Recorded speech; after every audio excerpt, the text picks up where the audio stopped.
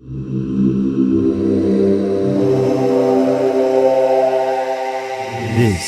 is Vibe Check with Zach and Kris. Welcome to the show. We're back with another episode of Vibe Check with Zach and Kris, your favorite podcast. Yep, that's self-proclaimed. We don't know if it's your favorite, but I assume if you're slogging through another episode, it's definitely high on the list. It's gotta be. That's the only option. And we talked about ourselves last podcast. You learned that my favorite fruit are blueberries, that we like long walks on the beach. Candlelit dinners by moonlight.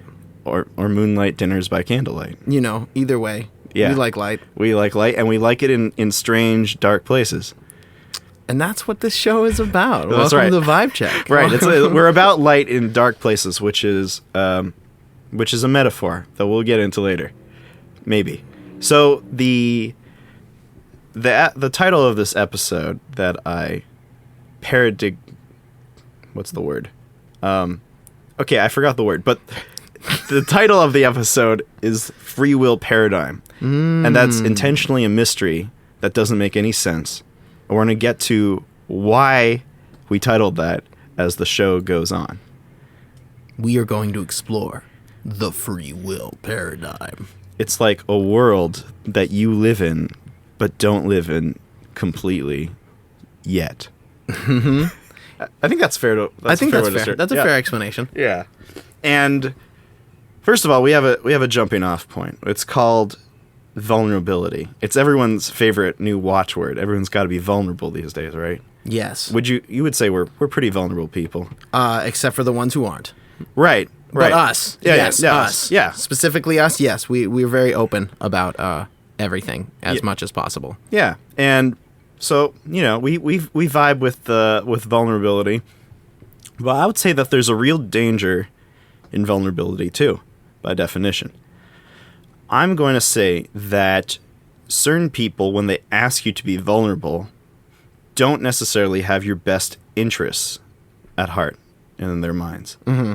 People will want you to open up your mind and your hearts to accept new people, see new experiences, and that's a fantastic thing to do. Yeah. But when people are asking you to be open so that you can, so that they can give you a specific set of lines of things that you have to believe in, mm-hmm. and if you don't, you're not playing the game of being vulnerable, when they're not really being vulnerable. Yeah. They're just telling you what to think. Yeah. Then, you kind of end up in this trap where, like, maybe the whole reason they're asking you to be vulnerable are for very good and high reasons. Let's say you don't understand the plight of the homeless. Like, maybe you should, let me tell you what they go through, and you need to be vulnerable about your previous feelings about Yeah, for sure. Right? It can be a nice thing, but when it's sort of commanded from on high, which is to say from the other person who's not being vulnerable about, maybe I don't know everything. Mm-hmm. Maybe we this isn't a real discussion, actually. Mm-hmm. And it's all about, like, reversing a power differential. Like, this person was more powerful, and now they need to be less powerful, so I can be more powerful. Yeah. And then we can, like, correct the power balance. It's just the way humans work, and it's a perfectly fine thing. But this vulnerability concept is used so often that it kind of, because of sometimes there's an abuse of power involved in it, it kind of muddies up the whole process and, like, what it really means for us to do. Because the real way we're going to profoundly change our views, to be empathetic towards others, to be mindful of others, is not by just saying, "Oh, I surrender to your will and your political line." Because, like, in corporations nowadays, they're all saying, "Oh, we believe in this, this, and this, and this," and then, like, a few years later, it's obvious that they don't. Like, why is that happening? It's because this profound change in attitudes is not just, you have to drop everything and change. People feel violated that way. The real change comes from a combination of a person opening up their own heart-to-heart experience, and that other person opening up their heart-to-heart experience, and them deciding people have to decide to change. Yeah. Like, I don't think I've ever changed. I've ever wanted, no matter how good the change was, I've never kept with that change unless I wanted that change. Yeah. Would that be fair for you to say? Yeah, I mean, I feel like humans are very habitual, and especially myself. I have a hard time getting myself into habits. So, I'll start it and then fall out. It's like a good regimen for a while, but then things start to distract and take away. So, I mean, even if people say you have to do this, you have to do it, and it's good for you. Oh, yeah. There's still a decision-making process that you have to do. There's still on a lot of different levels. You still have to, fight yourself a little. You have to fight your body from just being stuck in its stagnant state of not doing those habits. And so you have to mentally project yourself into that to make the moves happen, and that takes a lot of energy. It takes a lot of energy, and it takes a sense of ownership of the process. Mm-hmm. This is something that I'm doing for myself, not just for my self-benefit or self-gain, but because I know at a certain level it's really worth going into that exploration and changing my views, changing my habits, changing my life. Yeah. And so a lot of the time nowadays, what I see vulnerability talk is what it really is a profound lack of belief in people to change themselves, and a much greater reliance on power being used to get other people to change. Yeah. And power is necessary sometimes to get other people to change. But you should just know that you're never going to get the change that you will really want unless you devise a way or think at a higher level than I'm going to make this person repeat the company line or this particular thing that I want, and move into, wait a minute, this person needs to just be deeper in themselves for them to be empathetic towards other races, other people, other kinds of things. And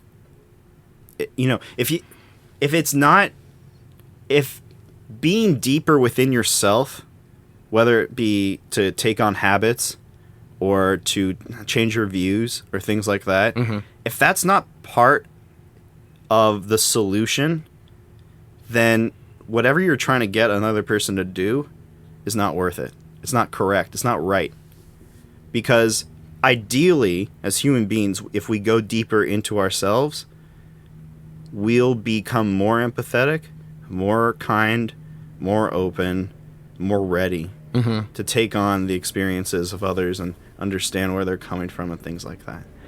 And so this vulnerability talk is what maybe is coming from a good place, but it's profoundly ignorant about how human beings change. Yeah.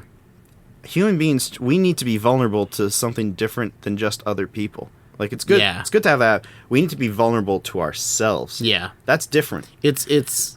It's easier to be vulnerable to other people than it is to be vulnerable to yourself. Ah, that's nice. That's a good insight. Why would you say that? I mean, just a lot of people don't actually have the conversations with themselves. It's easier to talk to it's easier to talk to an external voice than to talk to an internal voice. And that external voice who says, "Well, now that you're saying these things that I want you to, I'm happy with you," and you can go away from that conversation thinking, "Wow, I'm fine." You can leave the conversation. You can't leave the conversation with yourself. You can't leave. Once you start the conversation with yourself, then you have to fulfill that that cycle you just started. And that conversation will get you, if people are encouraging themselves to have this difficult conversation that they don't want with themselves, all those conversations about changing the world to make it better are going to be much less about power differentials and how to correct them, and much more about sharing experiences and letting them really be received as human beings to human beings. Yeah. That's the key difference. And because we don't believe and are scared of the vulnerability of not to each other, but actually to ourselves, we kind of ended up in a situation where vulnerability is either embraced in a kind of a perverse way, or it's rejected completely, and that's sad to me.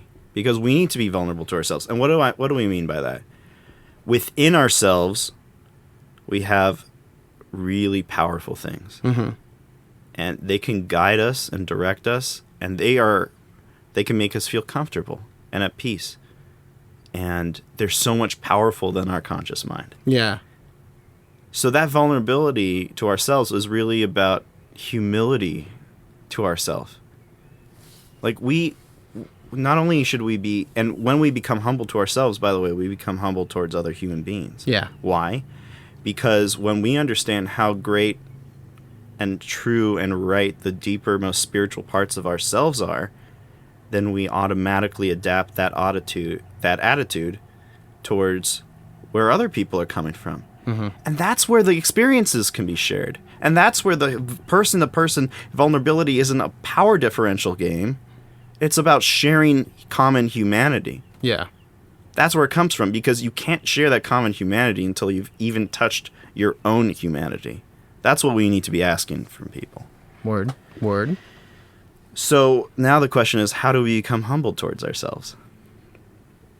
I'm leaving that up for you to take a crack at. How do we become humble to ourselves? I mean, I have, on a personal level, I'm very in touch with my inner narcissist because I'm a musician and a lead singer, so I kind of have to, you kind of need to at least have access to that person in order to like hype yourself up enough to want to get on a stage and show everybody that you're, the best musician ever, at least, for the moment. That's what, like you manifest that, and you have to be in touch with that inner narcissist that thinks, no, dude, you're the best. Like, don't even worry. Just get out there with the mic and do the thing. Yeah. So then, like as a vocalist, I consider myself a very good vocalist, but I don't, no matter how many times I do a show, when people say, "Oh, that was great," afterwards, it's like, thank you so much. Like, I really do appreciate that. And it's like, and it's weird because you've just, when you get in touch with that narcissist, that's like, "Oh, you're the best. And then other people start saying, you're like, "Oh, that's weird. Other people are telling me what I told myself."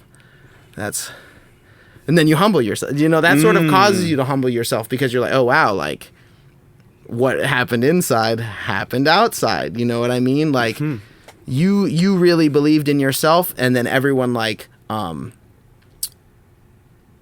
So you saw the power of how your inner you saw the power of how your inner self projected to your outer self. Yes. And so you started to realize, wow, even this vehicle that I used inside of myself sort of created a reality around me. Yeah. And it's bigger than you were ready to handle even. Yeah. You pull in that reality, and then it's weird because, you were projecting that character, you know what I mean? And then some people, because of that, they lose the humbleness because they're like, "Oh, I can just project this character all the time, and this is what's going to always happen. Everyone around me is just..." And then you lose yourself in that narcissism because you're like, "Oh, wow, like everybody just..." I can permanently get the power of projecting my inner self. Everyone just reassured me that I'm the best. You know what I mean? Yeah. So, it's getting that level with yourself of, okay, I can project this, but it's a projection. Right.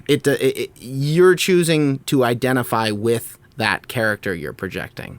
And so the first step in humility that I'm sort of getting here is that when we realize how much our inner world changes our outer world, and are become conscious of it instead of sucked into it because of how good it feels at a particular moment to ride that.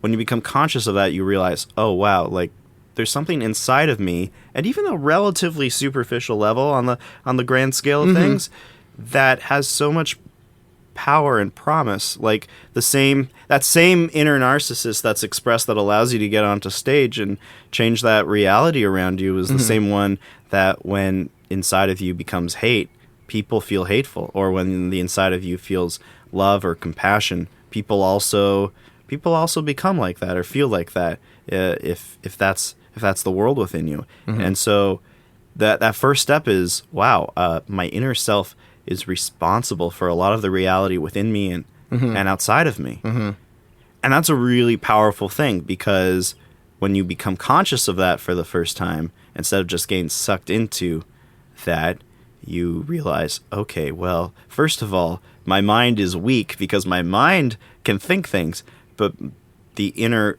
emotional persona I have makes a huge difference in people's lives just by being in the same room with me. Mm-hmm. And then you keep going further than that. Like, I would say the next step in realizing the power that you project or have inside of you Mm-hmm. is we start reaching the points of synchronicity. Mm-hmm. So not only are people feeling whatever you're feeling inside, and we can feel that in other rooms, but when you're dialed into a certain higher place, you start becoming aware that actually the things that are most deep in my psyche, they keep showing up as things, as meaningful coincidences Mm-hmm. outside of me. Yeah.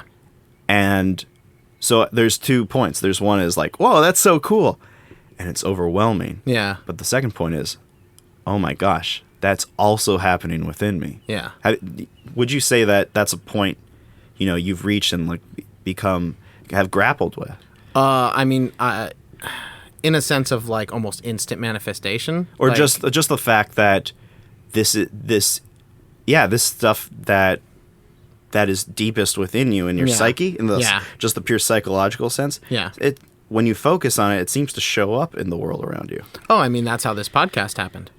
Because Yeah. I was already I already had the idea of I want to do a podcast. I sort of set up the room for a podcast, and I didn't know specifically who I was going to start a podcast with or what we'd specifically talk about.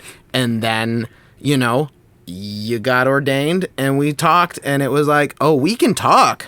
Yeah, we can There it is. Like, right. And so this whole structure is not just something to be marveled at, but to feel humility towards. Mm-hmm. Like the fact that that things can really happen this way. yeah. People notice at a certain time. They don't, even for the emotional projection aspect, a lot of people are really ignorant that they emotionally project. Oh, yeah. And so they're not very responsible to other people's emotional states because of that. Yeah.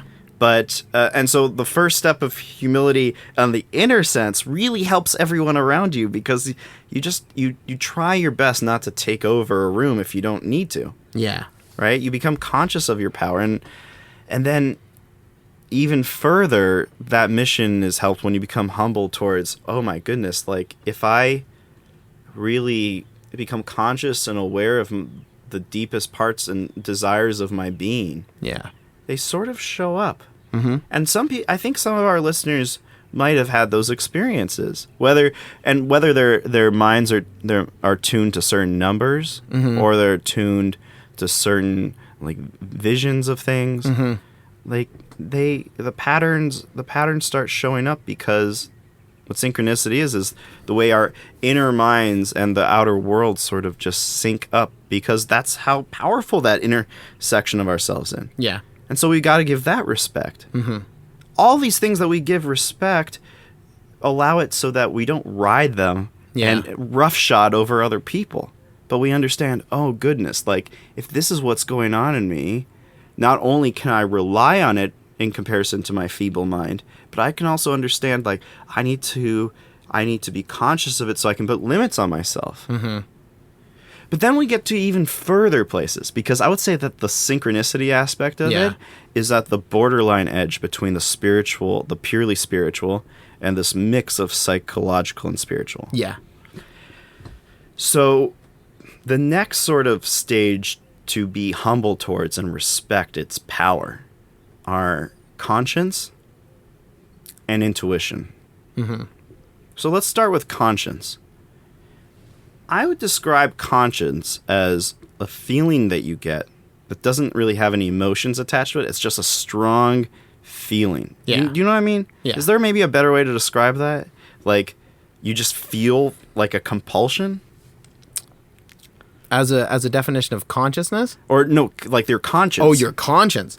Like showing up and telling you something. Oh, yeah. What is? I mean, like, I don't know how to describe that experience very well. I mean, your conscience is usually a loud voice out of nowhere, almost. Mm-hmm. Not necessarily out of nowhere, but it's a. And for some people, it's not as loud, and that's an issue. but it's usually a loud voice out of nowhere that kind of gives you like a warning towards something. And you don't necessarily expect it. No.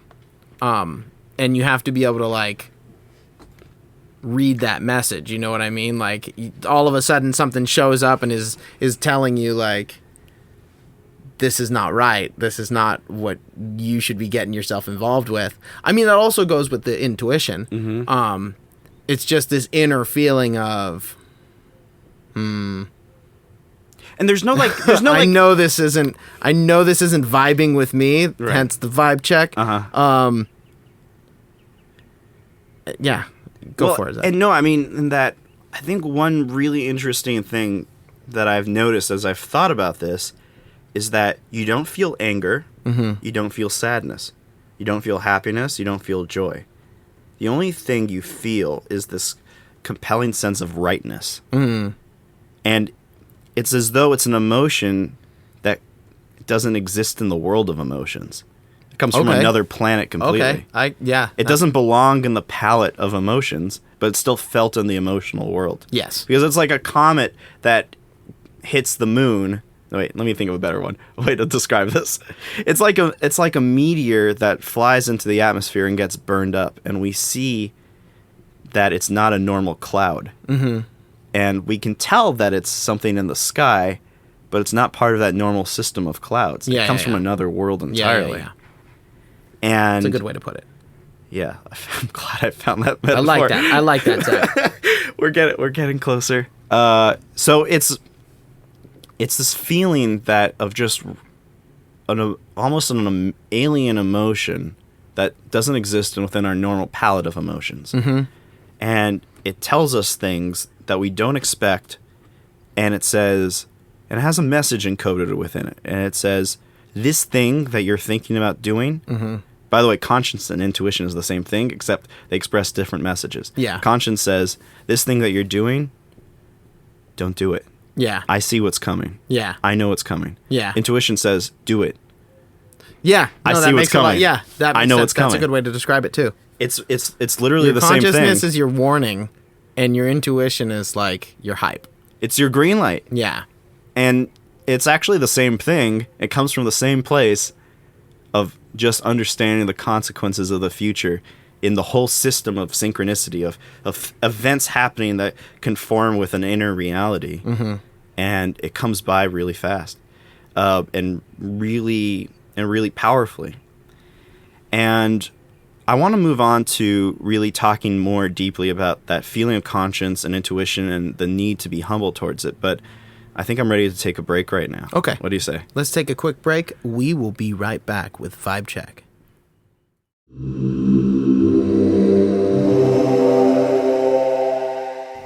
So we're back on, I believe the correct topic is intuition and conscience. That's where we're going. Yes. So let's talk about, we talked a little bit about how powerful the intuition is, how it's received, the conscience, and how it's received. But let's examine why it's so powerful and where it gets you when you become familiar with it, when you respect it, and you use it. So the first thing is that it somehow is always right. You don't know why it's right. Just things sort of work out to say, oh yeah, I really shouldn't have done this. Or I'm glad I didn't do this. Yeah.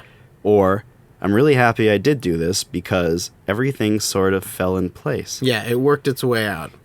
And that all comes from just as powerful as these other couple of stages of reality within ourselves were.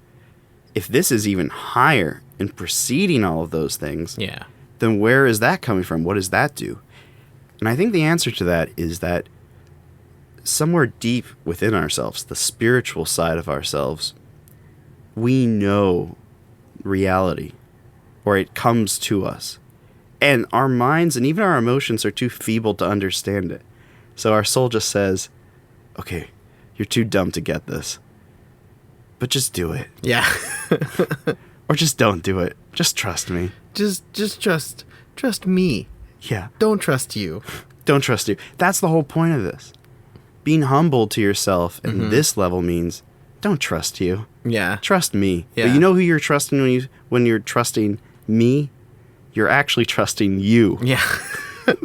That's the crazy thing. Your mind. Did everyone keep up with that? Yeah. So your mind and the things you think are all influenced by the world around you. Yeah. They cause you to think all kinds of things.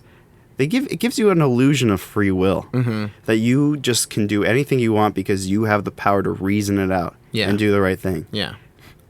And so when this deeper sort of inner voice comes through that says, no, do this instead, or don't do this, Yeah. it seems like a violation of that free will. Mm-hmm. Like you're getting an order. Yeah.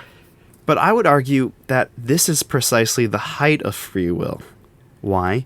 Because this free will is your will. Yeah. It is your soul. It's the highest and most direct form of your own will, which other people sort of corrupt and pollute, or at least get involved in when it comes to your mind or things that are lower down in yourself. But this is where the intuition consciousness coming from is very powerful because it sort of understands reality better than you do. Mm-hmm. And it's also more you. It's also more of who you are. And how do you know that? Because in the moment you're listening to that, the moment that meteor streaks across the sky, like we talked about last segment, Yeah. the more you feel at peace. Because that's yourself. You're feeling peace with yourself.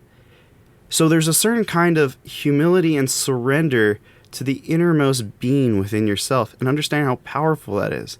And not just riding it for power, like, oh, now that I can feel and detect my intuition all the time, I can just get whatever I want. It's actually really good that it's one specific will. Because if you have the ability to decide anything for that intuition to be, in other words, if your intuition could be anything you wanted, and therefore you could like decide reality and make up reality as you go along, that would be really dangerous. But if it's one particular will, the deepest will within yourself, and you're connecting to that, that means that there's something fundamentally good about that. And it's right, and you're not going to like hurt other people for it. You're going to just seize that moment, or you're going to be prevented from hurting someone if it's your conscience. Yeah. So it's an ultimately good thing, and it's an ultimately you thing, and it's an ultimate thing to be okay with and to listen to, because don't be frightened of it. It's just you. Yeah. It's just the deepest parts of yourself. And when you reach those points, then when other people reach within themselves about their experiences or their vulnerabilities, you can start relating to it as a human-to-human experience. Not two people seeking power, just two people being themselves. Yeah.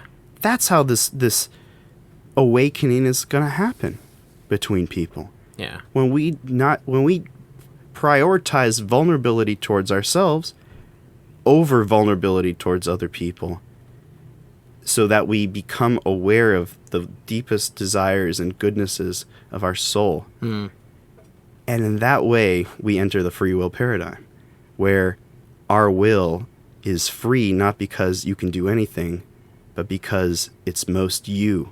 You have the freedom to be yourself. You're in tune with it. And then you get to those statements of you do God's will, and God will do your will. I mean, if you're already feeling a certain thing and that projects itself, and you're already thinking a certain thing and it shows up in the world, how much more so if you're reaching some really deep intuition or within yourself, and it's always right because it always works out. That's what it means for you to reach your will, and it's your will, and you're free to pursue it, and then it just works. God will do your will. Because your will comes from God. Your will, not anyone else's. So that's a paradigm.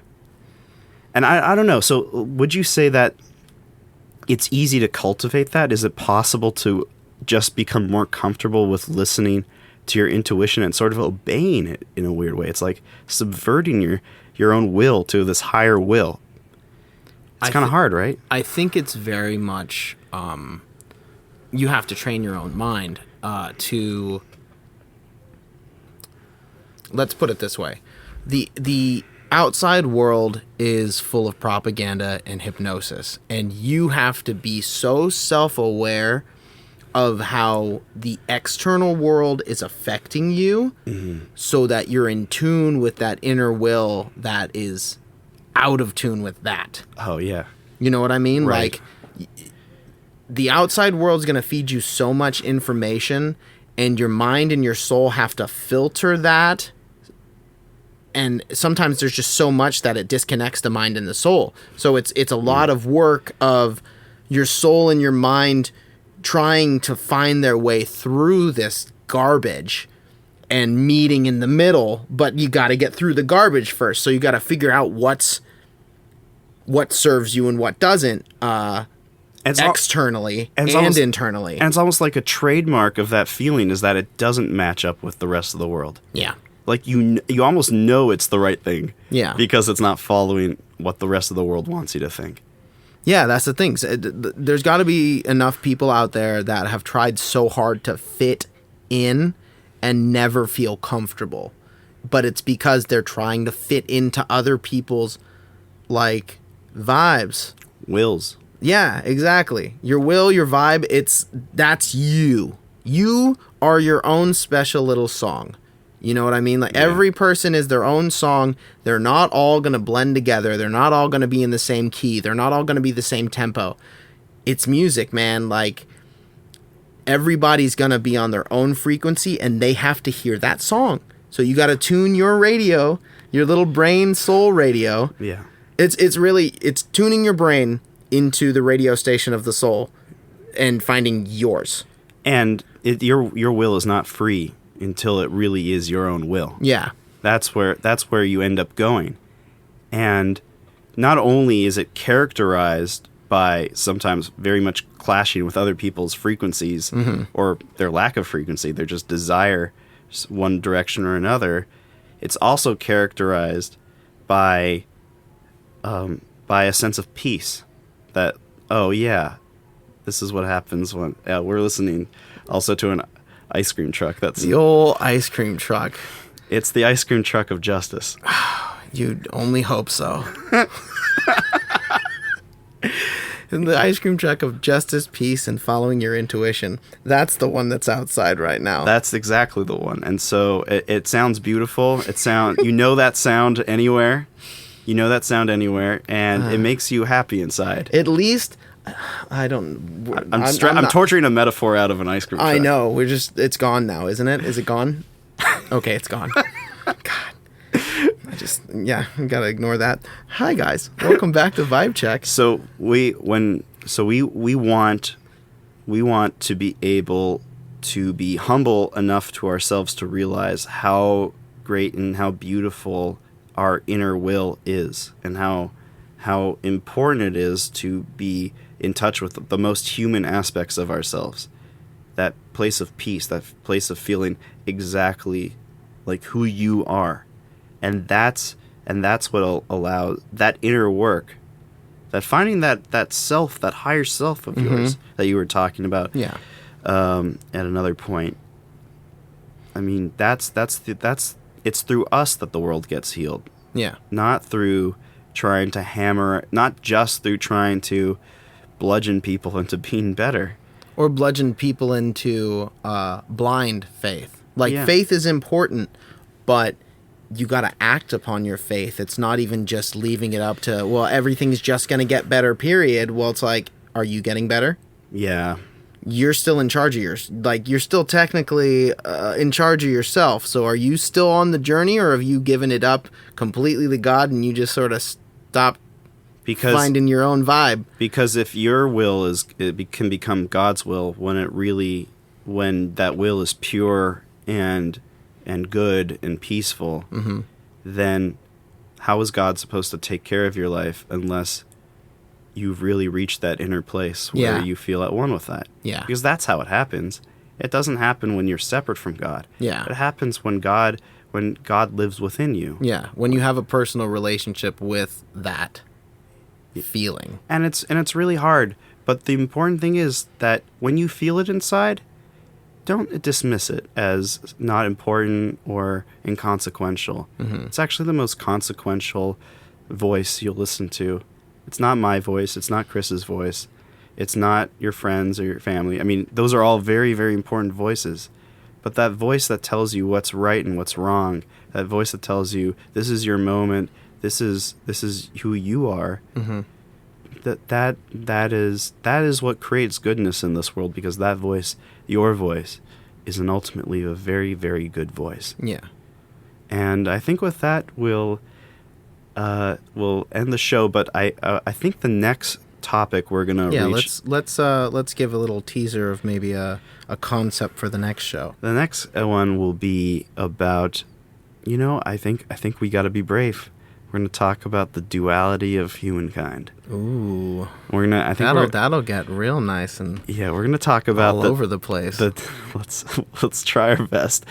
Let's talk about how we struggle with the difficult aspects of ourselves and the good aspects, and how they are both necessary parts of ourselves, and what to do about it. Because they show up. It ties into this episode because it still has to do with finding that frequency of yourself, and that takes understanding the duality of your own personality and finding which parts of it serve you, which parts of it don't, and really checking them so that you're in the most control you can be of yourself. Exactly. It's the control of yourself to leave yourself in the control of your own will. That was tortured, but you get the point. Yeah, that's the vibe check we're all talking about. That is the vibe check. And with that, we're going to sign off as, please remember, check your vibes at the door. This is Vibe Check with Zach and Kris.